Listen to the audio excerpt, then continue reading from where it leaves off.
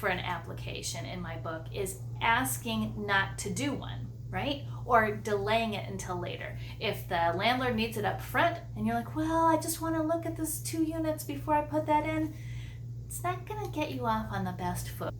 Number 2 do for applications is understand what the landlord is going to need.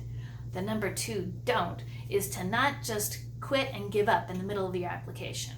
Knowing what's required will help you get any documents or required uploads together before you start going through an online application in particular, or will save you 3 or 4 trips to the landlord's office just to get everything completed.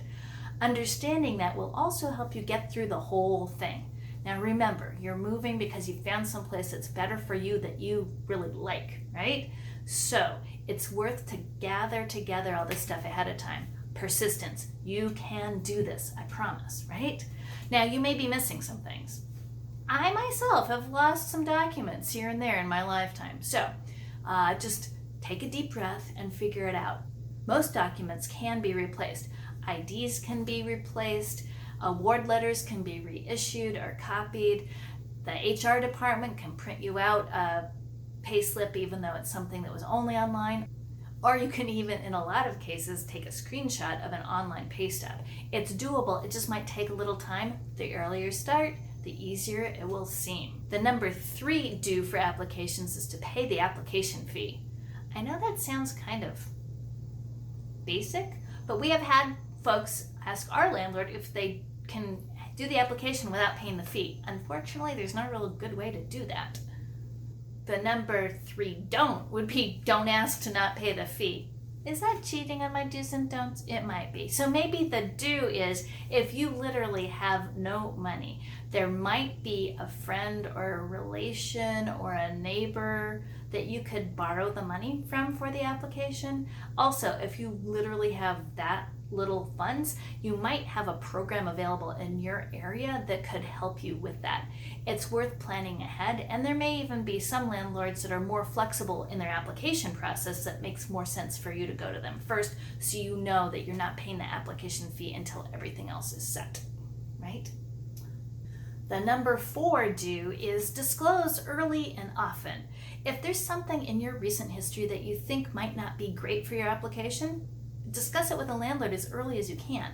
That way, if it's something that they're just not going to be able to live with, you won't waste your time. And if it is something that they can live with, it's much better to discuss it early than to spring it at the last minute, maybe in the application without having said anything about it. So don't spring things in the application without having discussed them if you know that it's going to be an issue. And again, some landlords are easier to deal with than others, and that might be a hint of what the rest of your tenancy could look like, right? The number 5 application do is to let any references you're using know that you're using them, right? Even if it's somebody from a year or 2 ago, if you let them know ahead of time that you're using them for a reference, they'll be much more prepared when the landlord calls.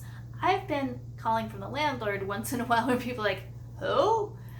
Not the greatest approach, right? So what you're looking for is a positive experience with the person you're using for a reference, and your landlord letting your reference know ahead of time is a great idea. Which brings us to number 5, don't, which is don't forget to tell your HR department that you are looking for a new apartment and there may be landlords calling to double check your income.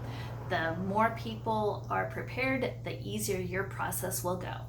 Well, I hope that you found today's information interesting and helpful.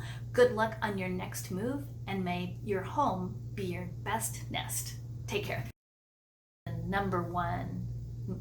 number 2 don't is for number 2 do is to persist through the application and get it done. The number 9, or you can even in a lot of cases cases, why is that phone ringing? Anyway,